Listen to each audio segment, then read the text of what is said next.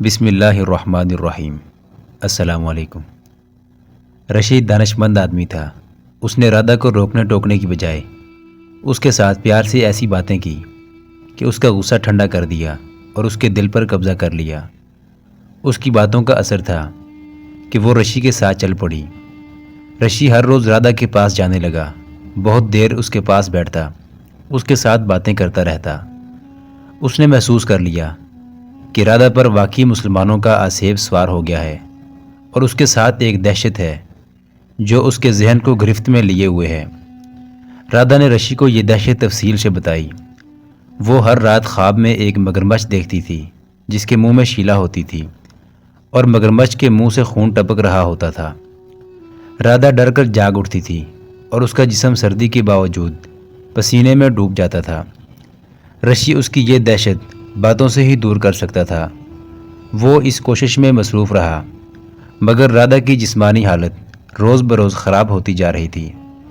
اس کا باپ رائے چند جنگ کی تیاری کی وجہ سے ذاتی طور پر اس کی طرف توجہ نہیں دے سکتا تھا۔ اس نے راجکماری کے علاج کا حکم دے دیا تھا۔ رشی کے علاوہ نامی گرامی وید اس کا علاج کر رہے تھے، مگر اس کی حالت بگڑتی جا رہی تھی۔ اس نے دوائیاں کھانے سے انکار کر دیا۔ رشی کو اس نے ہمراز بنا لیا۔ رشی جی، ایک روز رادہ نے اسے کہا، مسلمانوں کے سلطان نے مجھے کہا تھا کہ کامیابی اور ناکامی تمہارے دیوتا کرشن واس دیو اور ہر ہر مہادیو کے اختیار میں نہیں، ہمارے خدا کے اختیار میں ہے۔ میں نے اس کا ہر ایک لفظ سچا دیکھا ہے۔ کیا وہ مگرمچھ مسلمانوں کا خدا ہے جس نے راستے میں آ کر شیلا کو کھا لیا تھا، اور ہمارے 2 آدمی معلوم نہیں کس کے تیروں سے مر گئے اور ہم پکڑے گئے تھے؟ میں نے ہر کشن کی جنم بھومی کو اجڑا ہوا دیکھا ہے، بت ٹوٹے ہوئے دیکھے ہیں۔ یہی ہے نا ہمارے دیوتا اور ہمارے بھگوان۔ اگر ان میں کوئی طاقت ہوتی تو مسلمان فنا ہو چکے ہوتے۔ رشی نے اسے ہندو مت کی کرامات کا قائل کرنے کے لیے بہت کچھ کہا اور اپنے مذہب کی وہ روایتیں سنائی جنہیں انسانی عقل تسلیم نہیں کر سکتی۔ ان کے مقابلے میں اس نے مسلمانوں کو جھوٹا اور لٹیرا کہا اور اسلام کو بے بنیاد مذہب قرار دینے کی پوری کوشش کر ڈالی۔ مگر میں نے جو دیکھا ہے اسے میں کس طرح جھٹلا سکتی ہوں؟ رادہ نے کہا۔ لکشمن پال میرے ساتھ تھا۔ اس نے کہا تھا کہ اسے مسلمانوں کی فتح کا راز معلوم ہو گیا ہے۔ اس نے یہ بھی کہا تھا کہ اس نے ان میں عورت اور شراب نہیں دیکھی۔ ہم وہاں سے صبح کے وقت چلے تھے۔ مجھے اور لکشمن کو انہوں نے بہت سویرے جگا دیا تھا۔ باہر بھی دھندلکا گہرا تھا۔ کسی انسان کی بڑی سریلی آواز ابھری جس کا اثر میرے دل پر ہونے لگا۔ میں نے اپنے پہرے دار سے پوچھا کہ یہ کوئی غزنی کی زبان میں گا رہا ہے؟ اس نے بتایا کہ یہ اذان ہے، یہ ہمارے خدا کے الفاظ ہیں۔ میں ایک لفظ بھی نہ سمجھ سکی، مگر اس آواز نے مجھ پر جادو کا سا اثر کیا۔ کچھ دیر بعد میں نے دیکھا کہ متھرا میں مسلمانوں کی جتنی فوج تھی ایک میدان میں صفوں میں کھڑی ہو گئی۔ ایک آدمی ان کے آگے کھڑا ہو گیا اور وہ کبھی جھکتے کبھی ماتھے زمین سے لگا لیتے۔ پہرے دار نے مجھے بتایا کہ یہ ان کی عبادت ہے۔ رشی جی، عبادت کا یہ طریقہ مجھے بہت اچھا لگا۔ میں نے پہرے دار سے پوچھا کہ یہ کس کی عبادت کر رہے ہیں؟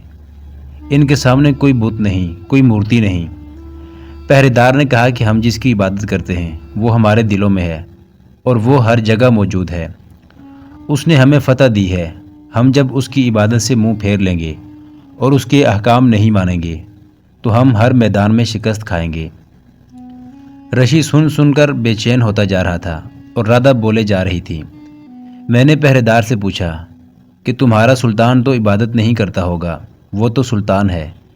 پہرے دار نے کہا، سلطان عبادت میں موجود ہے، وہ سپاہیوں میں کہیں پیچھے ہوگا۔ وہ سپاہیوں کی طرح خدا کے آگے جھکتا اور سجدہ کرتا ہے۔ عبادت کے وقت وہ سلطان نہیں ہوتا۔ رشی جی، ہمارے پتا جی مہاراج کبھی مندر میں جاتے ہیں تو مندر سے سب کو نکال دیا جاتا ہے۔ سچا کون ہے رشی جی؟ کیا ہمارا خدا نہیں ہوتا؟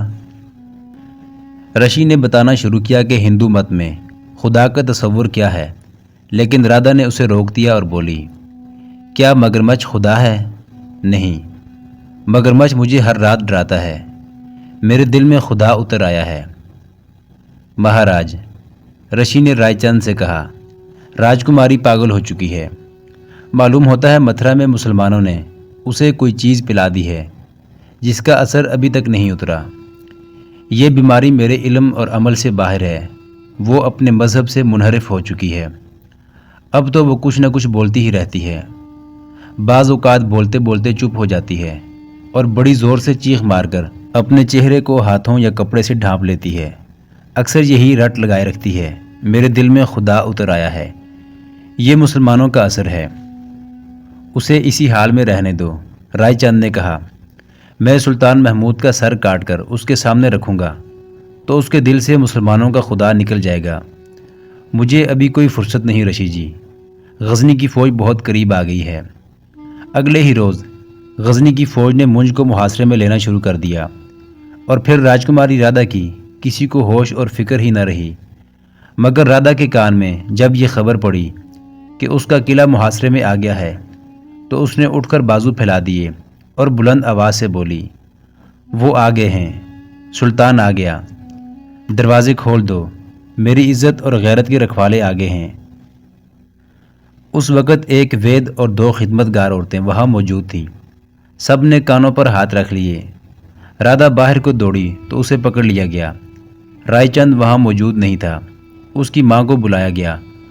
وہ بھی محاصرے کی وجہ سے گھبرائی ہوئی تھی۔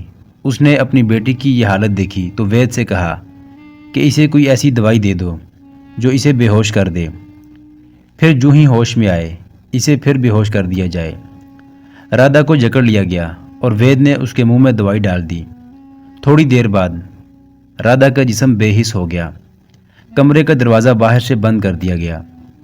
محاصرے کا پہلا دن گزر گیا۔ سلطان محمود نے رات کو بھی آرام نہ کیا۔ وہ قلعے کے پیچھے چلا گیا جدھر دریا تھا۔ پانی قلعے کی دیوار کے ساتھ لگ کر بہتا تھا۔ سلطان نے اپنے سالاروں سے کہا کہ ہر پیادہ دستے سے 2 4 جانباز قسم کے سپاہی منتخب کریں اور ان کا ایک الگ جیش بنا کر اسے محفوظہ بھیج دیا جائے۔ دوسرے دن غزنی کی فوج نے ایک بار پھر قلعے کے بڑے دروازے پر حلہ بولا، مگر اوپر سے راجپوتوں نے تیر اور برچیاں پھینک کر غزنی والوں کو بہت نقصان پہنچایا۔ مگر سلطان محمود نے حملے جاری رکھے۔ قلعہ 1.5 میل لمبا تھا۔ 7 روز تک غزنی کی فوج نے پورا زور صرف کر دیا، مگر ذرا سی بھی کامیابی حاصل نہ ہوئی۔ 8ویں روز کی شام گہری ہو چکی تھی۔ سلطان نے اس جانباز جیش کو ساتھ لیا جو اس نے تیار کروایا تھا۔ اس کی نفری 300 سے کچھ زیادہ تھی۔ غزنی اور اسلام کی آبرو تم سے جان کی قربانی مانگ رہی ہے۔ سلطان محمود نے رات کی تاریکی میں اس جیش کے جوانوں سے کہا، اگر تم میں سے کوئی بھی قربانی دینے کے لیے تیار نہیں تو اسے اجازت ہے کہ اپنے دستے میں واپس چلا جائے۔ مجھے تم میں سے کسی کا چہرہ نظر نہیں آ رہا۔ مجھے بالکل پتہ نہیں چلے گا کہ کون چلا گیا ہے۔ میرے مجاہدوں، خدا کے سوا آج کی رات تمہیں کوئی نہیں پہچانتا۔ روز محشر بھی تمہیں صرف خدا پہچانے گا۔ سلطان خاموش ہو گیا۔ کچھ دیر بعد اس نے پوچھا، کیا میں یہ سمجھوں کہ تم سب میرے ساتھ ہو؟ کئی آوازیں سنائی دیں، ہم سب آپ کے ساتھ ہیں۔ ہم جانیں قربان کرنے کے لیے آپ کے ساتھ آئے ہیں۔ ہم سلطان کے حکم کے منتظر ہیں۔ آج رات تم خدا کے حکم سے لڑو گے، سلطان محمود نے کہا۔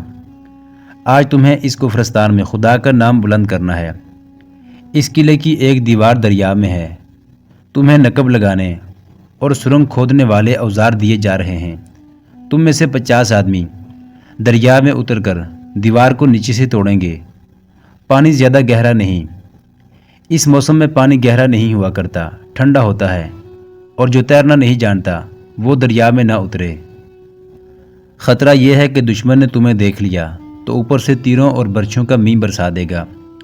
تمہیں اچھی طرح اندازہ ہوگا کہ قلعے کی دیوار کتنی چوڑی ہوگی۔ اگر تم نے دیوار کی نصف چوڑائی میں سرنگ لگا لی تو باقی کام پانی کر لے گا۔ سلطان محمود نے 50 جانباز الگ کر لیے۔ لڑائی کا زور تھم گیا تھا۔ اندھیرے کی وجہ سے فضا تیروں سے خالی ہو گئی تھی۔ قلعے کی دیواروں پر اور برجوں میں کچھ سرگرمی تھی۔ سلطان محمود قلعے سے تقریباً 1.25 میل دور تھا۔ اس نے جانبازوں کو خدا حافظ کہا اور انہیں ہدایات دے کر دریا کے کنارے کنارے قلعے کی طرف روانہ کر دیا۔ راجپوتوں کو دریا کی طرف سے کوئی خطرہ نہیں تھا۔ غزنی کے 50 جانباز بہت بڑا خطرہ بن کر دریا کی طرف سے سرنگ لگانے جا رہے تھے۔ وہ اونچی گھاس اور درختوں کی اوٹ میں چلتے چلتے دیوار سے کچھ ہی دور دریا میں اتر گئے۔ ان کے پاس اوزاروں کے علاوہ ہتھیار بھی تھے۔ دریا کا پانی بہت ٹھنڈا تھا اور کنارے کے ساتھ ساتھ کمر تک گہرا تھا، ذرا پر زیادہ گہرا ہو جاتا تھا۔ جانباز ایک دوسرے کے ہاتھ پکڑے پانی میں چلتے جا رہے تھے۔ وہ دیوار کے قریب پہنچ گئے۔ یہ دیوار عمودی نہیں، کچھ ڈھلانی تھی۔ اس سے راجپوتوں کو یہ فائدہ حاصل تھا کہ وہ نیچے دیکھ سکتے تھے کہ کیا ہو رہا ہے، مگر اندھیرے میں انہیں کچھ نظر نہیں آ رہا تھا۔ 50 جانبازوں نے پانی میں کھڑے ہو کر اوزاروں سے دیوار کے پتھر نکالنے کی کوشش شروع کر دی۔ یہ کام خاموشی سے نہیں کیا جا سکتا تھا۔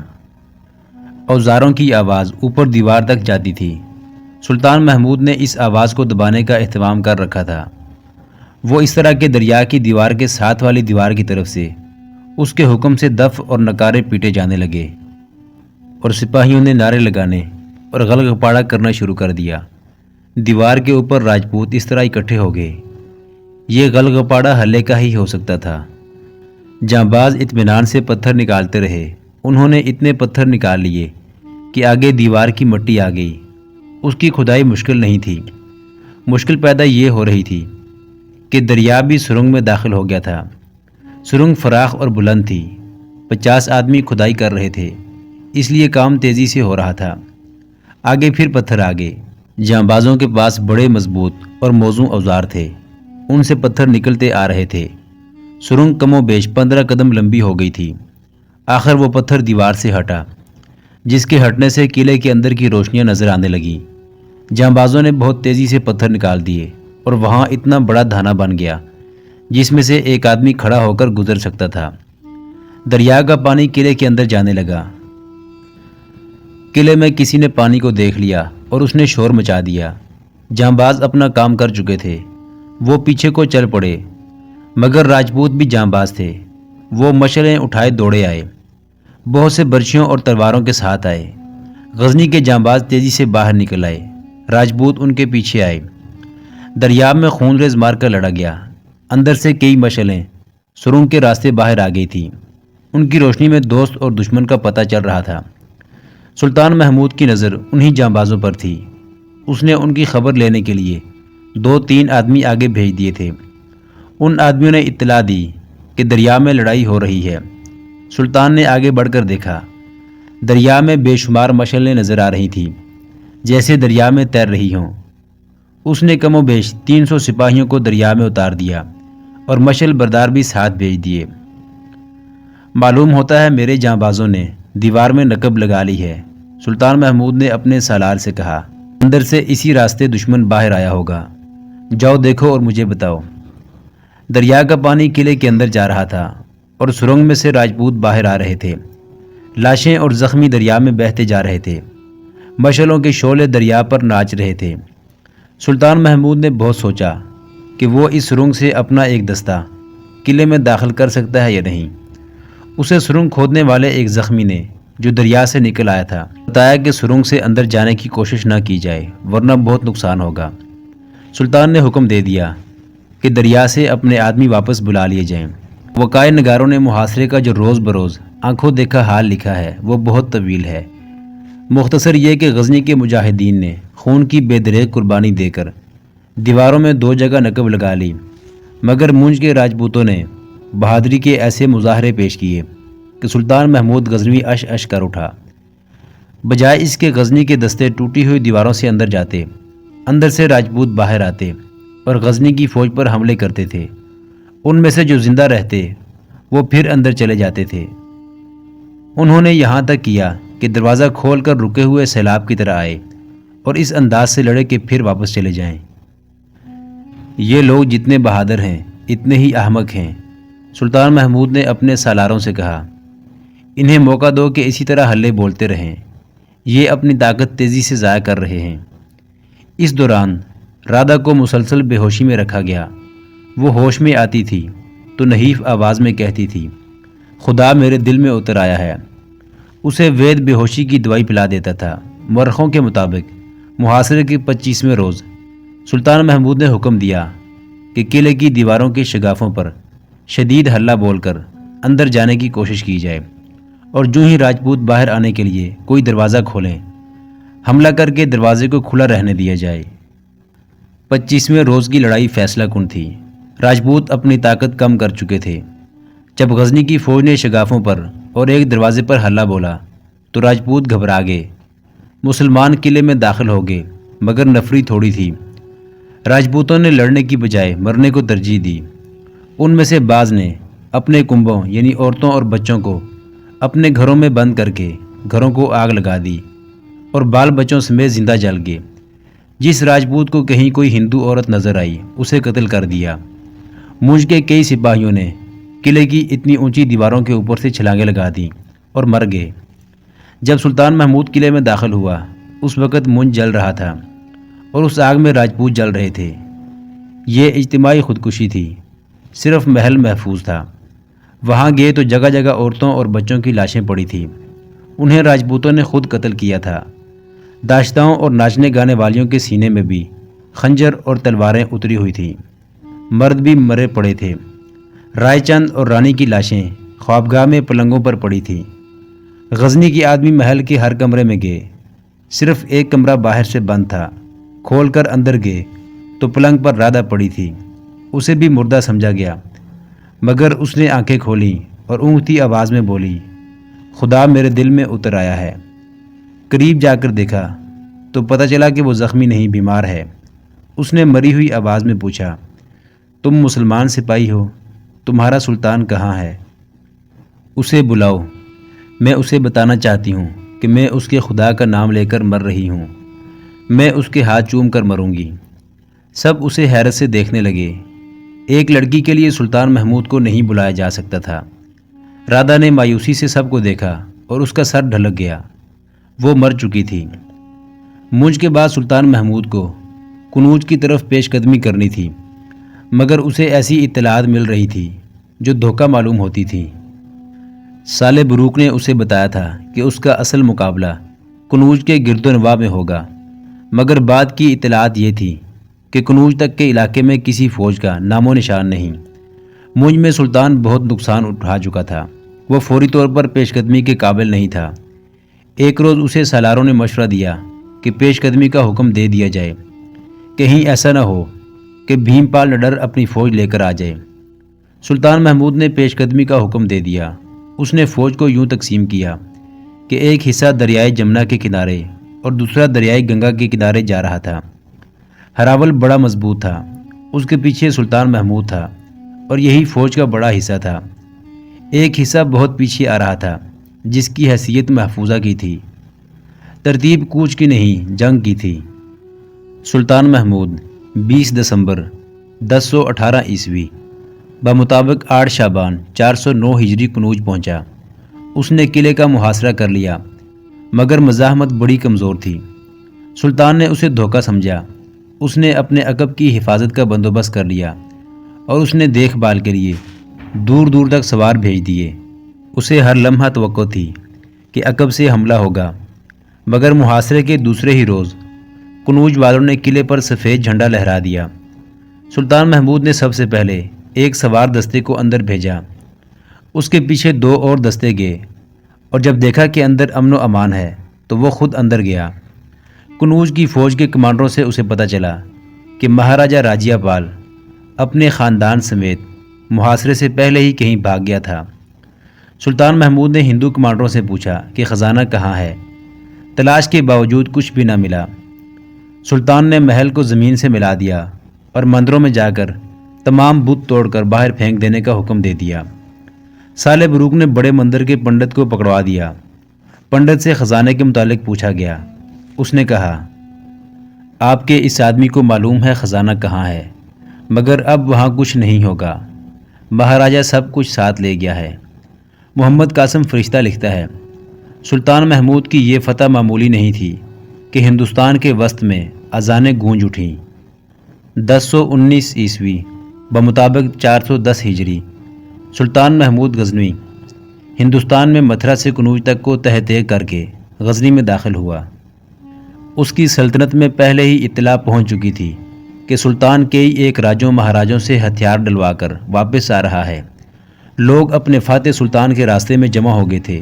وہ نعرے لگا رہے تھے، فوج نعرے لگا رہی تھی، عورتیں دور کھڑی اپنی فوج کی بلائیں لے رہی تھی۔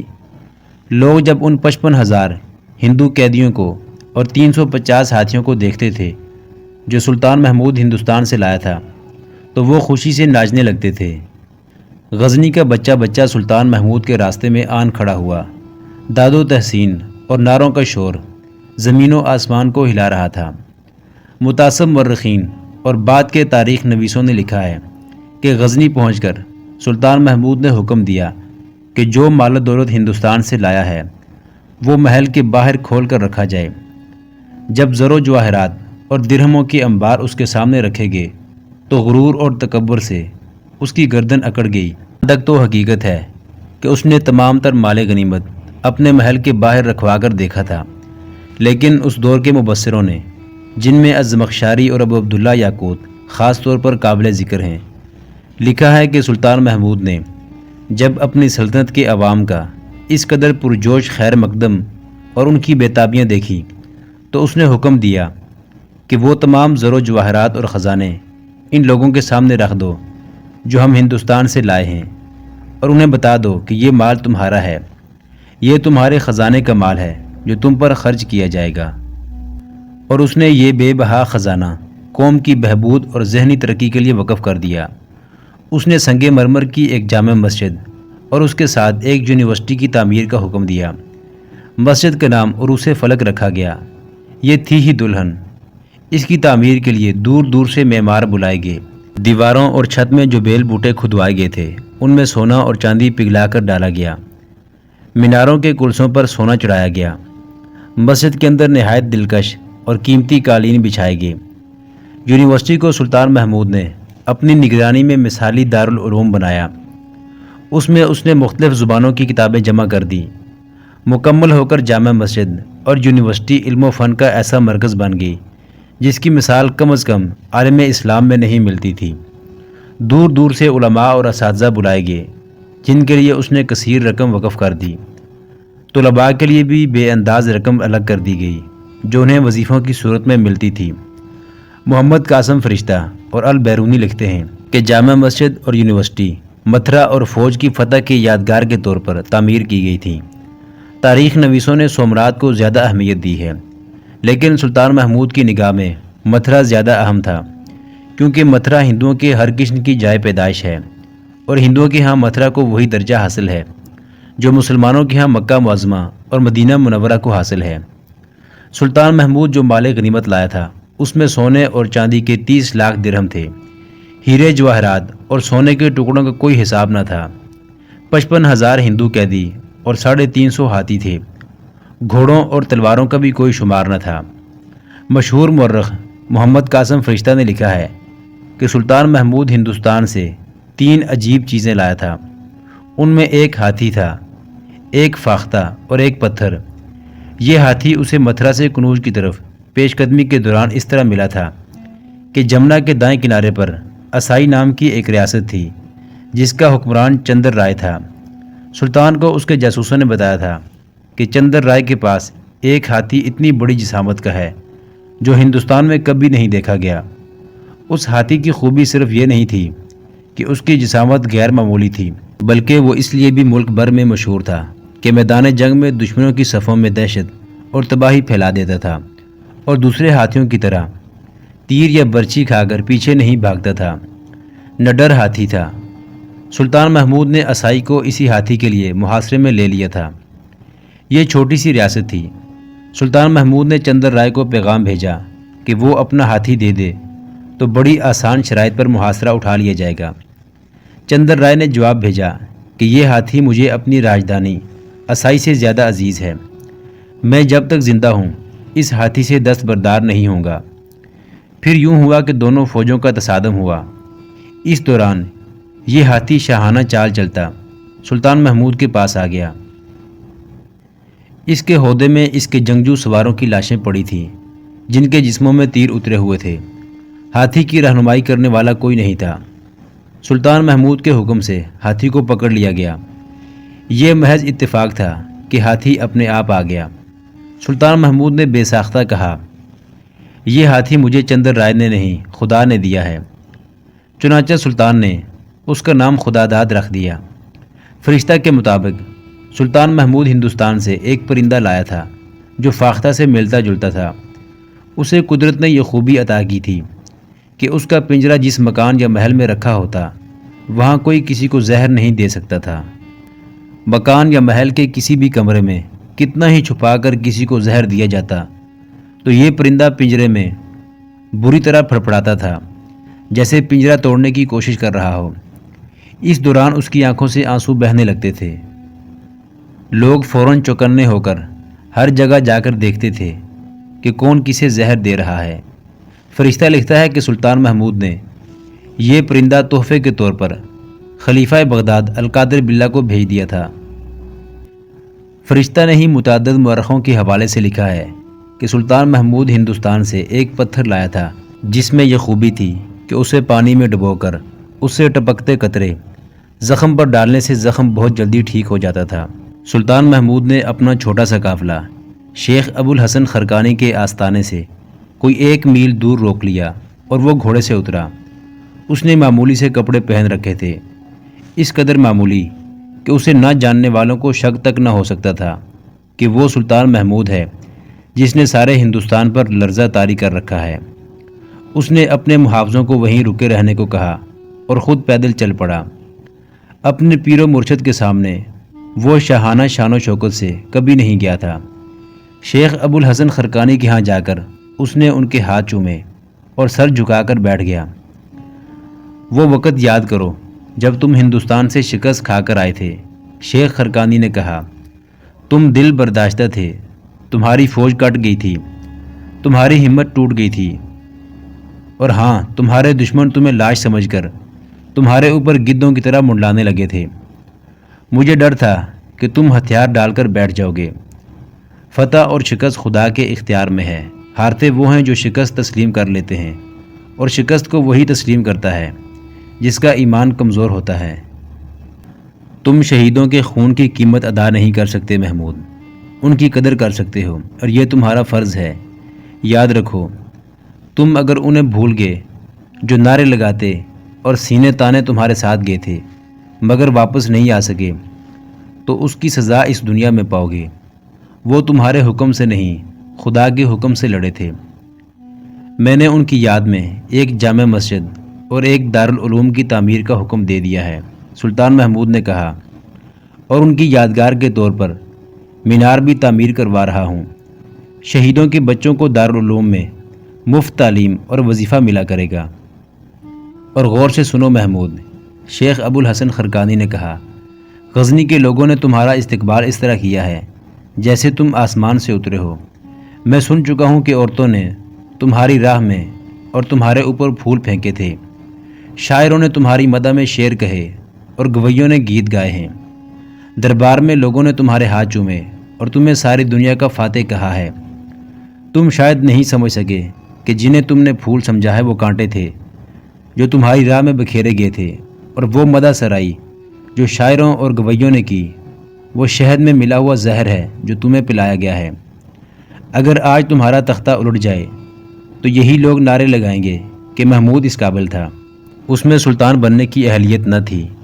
وہ پھر اس کے گن گائیں گے جو تمہارے تخت پر بیٹھا ہوگا۔